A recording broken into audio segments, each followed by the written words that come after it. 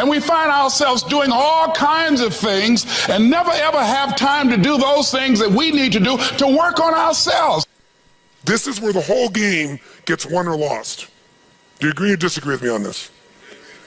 So what we got to look at is, first of all, us.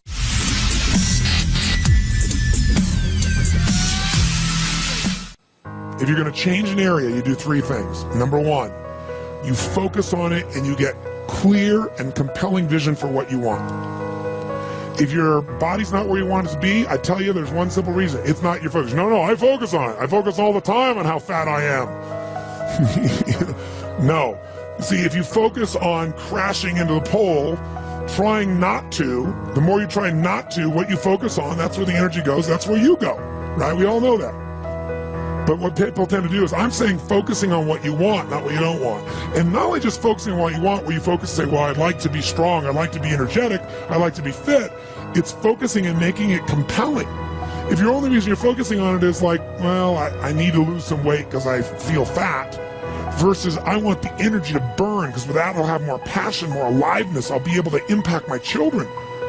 I'll be able to, I'll be able to take the business to another level. I'll be able to have fun when I'm stressed out and tired. I'll have creativity flowing through me. You can't just focus on it. You got to create a clear and compelling future in that area that will pull you towards it, so you're not trying to push yourself.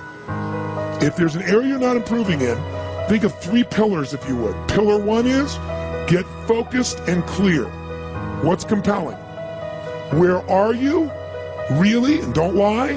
Where do you want to be? And make it so compelling you can't help it. When you wake up in the morning, you want to transform this area of your life. So the quality of your life already is better just because you are so excited about what you're after. When you do that with your body or your emotions or your finances or time or any other area, and you start focusing and you're clear, you're going to have energy. You're going to have drive. You're going to start to do something. How do you make sure what you do really works? You need the second pillar. And think of this as three pillars. Because, two-legged stool is going to fall over. One leg, you can't sustain. Second pillar, you got to get the best. When I say get the best tools. Get the best map. Get the best mentor. What I'm looking for is, it's wonderful that you're focused and clear and excited, but if you're running east looking for a sunset, you got a problem. One of the things I have realized, and many of us have, that if you want something out of life, if you want to change yourself, if you want to acquire something, if there's some goal that you want to reach, that is really not easy as some people will make us feel. That living your dream, changing your behaviors, overcoming negative habits, it's challenging. It's hard. That living alone is just very difficult. And once we begin to come to grips with the fact that living is difficult, life is very challenging. I heard a song once by a guy named Dimples called, "If it ain't one thing, it's another." I say to you, if it ain't one thing, it's 12 others. Always something. You will never ever have a problem-free moment in life. Somebody said, and I like this, that you either in a problem or just left one or headed toward one. Anybody found that to be so? Raise your hand if you know what I'm talking about. I mean, there's always something. So how do we begin to nurture that hunger? What are the characteristics or the qualities of people that are hungry? What will it take for me to get some of the things that I want? And being hungry for those things. Number one, you've got to work on yourself. It's very important that you engage in an ongoing process to develop you. Spend more time on yourself than what you've been spending. It's very important. You owe that to yourself. I was reading a book by Og Mandino called The University of Success. Read one line, gave me a chill. I didn't have to read anything else in the book. He said, many of us never realize our greatness because we become sidetracked by secondary activity. We spread ourselves too thin, don't know how to say no. And we find ourselves doing all kinds of things and never ever have time to do those things that we need to do to work on ourselves. And then there goes a second, there goes another second, there goes another second, and we can't stop and hold time. And before you know it, you wake up one day and you're behind in your dreams and your bills.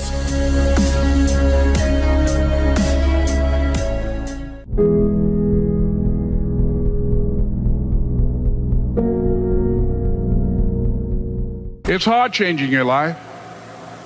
It was hard when just over 3 years ago, in the Penobscot building in Detroit, Michigan, where I was operating my business, and I fell on some hard times, and I was sleeping in my office. It was hard coming into the lobby, and the security said, "Excuse me, Mr. Brown, can we see you for a moment?" And I said, "Yes," and I walked up to the counter, and he gave me an envelope. And he said, "Would you mind reading it here?" And I opened the envelope, and the envelope was from management that said, "This is an office tower. It's not a hotel. Please do not sleep in your office." And I said, "Excuse me, sir." I said, "I just work long hours in creating my business. I'm an entrepreneur. And right now things are bad for me, but they're not going to be this way always. And I just asked for the opportunity to continue to operate like I'm doing. I'm not trying to make this my home." And it was hard coming through the lobby. And sometimes they would laugh. There's a guy talking about becoming successful. And look at him. He's bathing in the bathroom upstairs on the 21st floor. He sleeps on the floor. Him and 2 other dreamers up there. Look at him. It was hard, ladies and gentlemen, coming to speak to people. And I was facing financial difficulties in my own life. I was behind on my bills and my dreams, and I'm saying to them, "You can live your dream." It was hard, ladies and gentlemen. It was very difficult to pick myself up each day believing that I could do it. There were times that I doubted myself. I said, "God, why is this happening to me? I'm just trying to take care of my children and my mother. I'm not trying to steal or rob from anybody. Why did this have to happen to me?" It was very hard. And here's what I want to say to you. For those of you that have experienced some hardships, don't give up on your dream. No one could have convinced me by holding on, by continuing to push forward, by continuing to run toward my dream, that one day I would have my own talk show. It's a long shot, ladies and gentlemen, from Liberty City, an abandoned building on a floor, never knowing my mother or father. It's a long shot. Being here with you today in this dome in Atlanta, it's a long shot. No college training, labeled educable, mentally retarded, but I kept running toward my dream.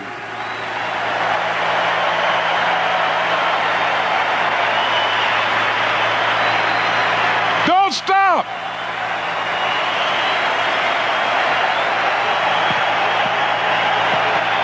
Don't stop.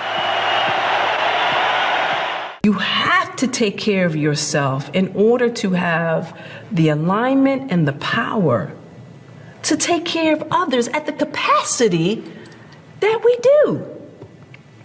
Because it fills the well. Mm-hmm. What I believe that I do takes so much energy, so much work from heart, spirit, and creativity that I have to be responsible enough to take care of me. Because you know what happens?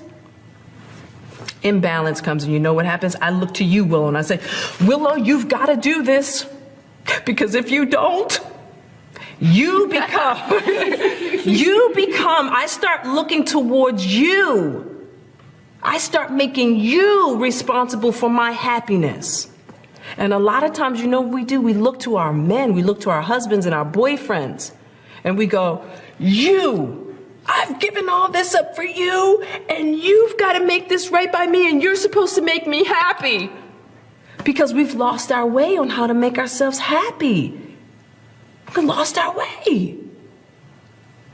So what I had to do and what I had to learn was how to get more balance. And over the years, each year, each day, I get more and more and more and more in balance. More and more and more in alignment. And you know what? I get more and more happy. And the very thing that I thought would make you unhappy or make Jaden unhappy or make Daddy unhappy, actually is fulfilling for you guys as well. Even though it might not be a tangible reason, but the more happy I am and the more fulfilled I am, it works for the family. And when I'm not, it doesn't. It's really that simple. Manipulation as an ongoing tool for success is over. But adding value will never go out of style. Truth will never go out of style. So influencing with integrity is the secret.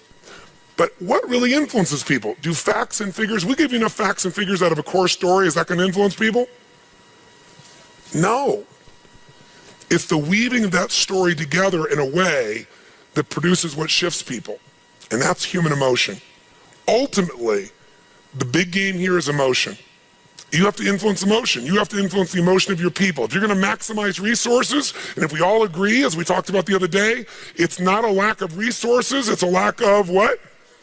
Resourcefulness. If you're creative enough, if you're playful enough, if you're determined enough, if you're focused enough, you can find a way. If you're giving enough, if you're generous enough, if you're honest enough, if you're courageous enough, you will get people to help you. You will find the way. You will make that thing happen. You'll access the resource. You get someone to coach you, teach you, loan it to you, let you try it, drive it, experience it. So it's the ability to influence emotion, because that's what affects our intellect. That's the bottom line. A core story is only there to give you a set of facts to educate someone that will make them emotional enough to make a decision. And what they do is they go through a series of things that you have emotions about. They may say them in a non-emotional way, but the only reason they work is because you know they're going to open the person's emotion. We can never forget that humans are emotional creatures, including ourselves. And to influence other people, we have to know what already influences them. And we can't ever forget what truly influences them. It's going to come down to our ability to connect with them at a deep emotional level, or get others to do the same. Here's how I'd say it in a really simple term. To influence someone, you have to already be influenced. Right? To move somebody, you better be moved. To touch somebody, you can't touch somebody about your product or service or vision or idea or your company if you're not touched. To persuade others, you have to be persuaded. You can't give somebody else what you don't have. Now, you may have it intellectually, and here's the challenge. When you first meet somebody in your relationship, and you're all excited. What's the level of energy like? 0 to 10. Make the sound of that energy. You meet somebody you're totally excited by. Make the sound of it. 6 months, 6 years, 20 years later.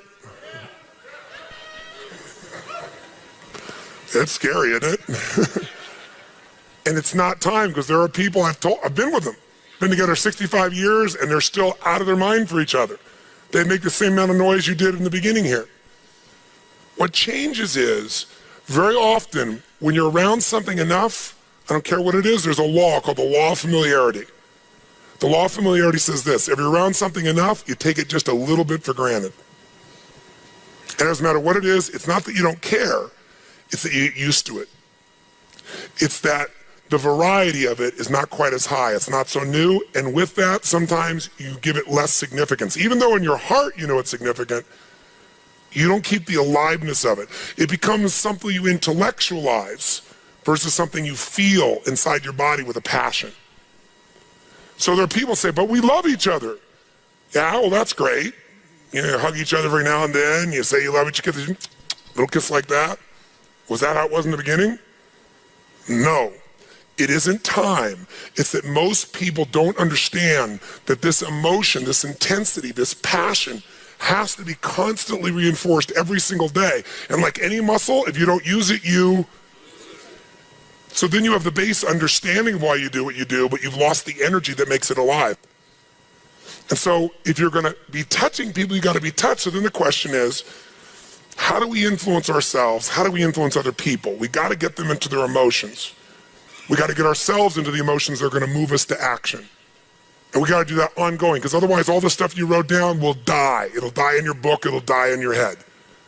There has to be a level of emotion, a level of hunger in you that makes you go follow through. There's got to be a level of energy in you that when you go share it with people, you're able to influence them to follow through.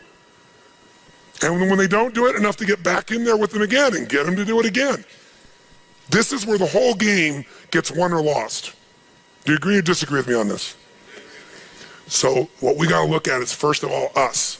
And where does it have to start? Ourselves, since we're the first constraint. And if we can do it with ourselves and influence, then we can teach everybody else to influence. We've said business is innovation and marketing. You have to influence people to innovate because they're not going to just do it because they're used to what works and it's easier and they know it. Innovation means massive what? Change. How many people go, give me more massive change in my life with all the other things I'm trying to hang on to? They're not going to do that. You have to influence people to innovate. And marketing is influence. So, what influences us is our states. How do we change our states? Let's start with you and I and with anybody we're going to work with. You've worked with me before, you know the first answer. If you're going to change somebody's state, the fastest way to do it is physical. Trying to change somebody's mind is really hard. Change their body, their mind will go. If you doubt it, give somebody enough alcohol and just see how quickly you can change them. True? Give them enough alcohol, I don't care who they are, they're going to change. What are you changing? Biochemistry, physiology, physical body, and the emotion, the mind will shift. That's why people take drugs. That's why people eat. When they go eat, it's a biochemical change in their body. So, but we can do this through movement. We can do this through change. So if you want to be the leader and you're going to be affected, first thing I'd say to all of you going home, so you don't feel overwhelmed, is you need to develop an ongoing discipline because we are our rituals. And I mean a physical one. If you want to say, well, why is my life the way it is today? Look at your rituals. Whether you call them rituals or not, you have them. Most of you get up and you have a set of rituals. You go straight to email, or you go straight and work out, or you go have your breakfast, or you hit the snooze alarm at least 3 times. It's your ritual. Who knows what I'm talking about here? And if you want to know what somebody's like, you can see their rituals. You can look at anybody's body in this room, if you had them take their clothes off, and you know some of their rituals or lack thereof. Is it true? If every day you get up and your ritual is you go to Starbucks and order a smoke mocha, or whatever those things are that you have, right? And a big muffin and whatever it is, right? And that's what you do every day. It's not hard to figure out what you're going to be like by 10:30 in the morning. You're going to be looking for your next coffee, your next whatever, because you want to stimulate your adrenal glands like crazy, and they're going to drop predictably. And we know what your stress level is going to be like. We know when your energy is going to go and fade. It's predictable because of your rituals. If you eat a certain way, you can predict that person's going to be fat and tired. You eat a different way, you know. If a person eats and they exercise a certain way, you know what their body's going to be like. Who here works out 5 days a week, never misses? It's just your life. Let me see your hands. Look at the number of people here. That's fantastic. Give everybody a hand. That's really fantastic. Who here honestly never works out consistently? Right? Don't clap. Now here's what's interesting. I'm not saying one is right as one is wrong, but will those 2 different rituals create a different body, yes or no? If we wanted to really make it clear, we'd say everybody works out 5 days a week, stand up. We can look at them, sit down. Everybody doesn't work out, stand up, look at them. It'll be pretty obvious. Now, some people's metabolism is different. They get by with different things, but you get the picture, don't you? Your relationships today are the results of your rituals. If the first thing you do every day when you come home is, hi, honey, and then you go and give them a little peck on the cheek, and then you sit down and start typing your emails, or you flip on the news, it's not hard to know what your relationship's going to be like. You guys might love each other, but it's going to be one boring, dead relationship. It's like having a brother or sister. But if your new ritual was, and you just, in the beginning, you made it a ritual. You just made it for fun. You say, every day when I come home, the minute I'm going to do is I'm going to yell my husband or wife's name, or sometimes my wife's a little crazy, so I go, Lucy! I'm home. And then we both go running. Wherever she is in the house, wherever in the house, we go running full speed like lovers that haven't seen each other in 6 months. We do it, ask my assistant, all the time. Now, not every day, but it's our ritual to this process, right? It's just a crazy thing. Thank you. Thank you. I appreciate the hand, but that's not what I'm telling you to do this. I'm telling you this because I want you to create yours. Because when you do that and you're playful and crazy, and you do that on a regular basis, like you can't wait to see each other. And the biggest ritual that we have besides physical, and by the way, let me just say to you this. When you go home, if you want to transform your business, transform you by creating first, if you don't already have one, a set of physical rituals that you're not going to miss. I don't care if it's 3 days a week, 4 days a week, something that's going to make you physically strong, because in a place where there's going to be a lot of fear, the way you deal with crisis is number one thing you should do is feed your mind. And you're doing that. Get yourself new answers. Immerse yourself in new environments. Get new voices. Have new perspectives. Ask some new questions. Isn't that what we've been doing here? Right? And we're doing it together and bringing all these people together. I basically, to create innovation in your life and marketing, I've assembled here 19 people. You assembled 5 days of your life, and we're just rocking day and night. It's the total immersion of what I taught you in innovation. It's really what it is, but it's got to continue. For it to continue, though, we've also been managing your state to a great extent. Right? Most of you don't go home and 4 or 5 days a day start clapping like crazy and screaming and shaking. You don't do that yourself. Right? And so some of you are going to go like, wow, it doesn't feel the same as at the seminar and stuff. You know, I'm back here by myself and my people aren't doing this. But some of you will go home and initiate this. You're going to have your Physiology 5, your 5 minutes of physiology shift, once an hour, once every 90 minutes, or no more than once every 2 hours. You're going to start your morning with everybody, and you're going to bring in and get some little audio clip of something from a movie or something that blasts across, the room, and have everybody stand at attention. You're going to do some crazy stuff if you're smart. Go over Zappos and see what they do. They got the most crazy stuff going on there. All the stuff that I do in seminars, they do every day at their location with their people, and people can't wait to get to work, and they're in a certain state. If you're doing it for humanity, you really are, and it isn't bullshit, you're going to find a level of energy inside you. You're going to get insights you never have. I really believe motive does matter. If your motive's just for yourself, you don't get much insight. Life supports you because you're part of life. But if you're trying to support more than yourself, when you get a vision, that's how businesses grow. That's how movements happen, right? Find something big in yourself to serve, and make sure that you don't tolerate weakness in yourself. That doesn't mean you're not to feel sad, but you're not just going to stay there because you made that decision. Life's too short to feel like crap. I've decided I want to live in a beautiful state for the rest of my life. That doesn't mean I won't feel bad. It means I won't stay there because I'm in control.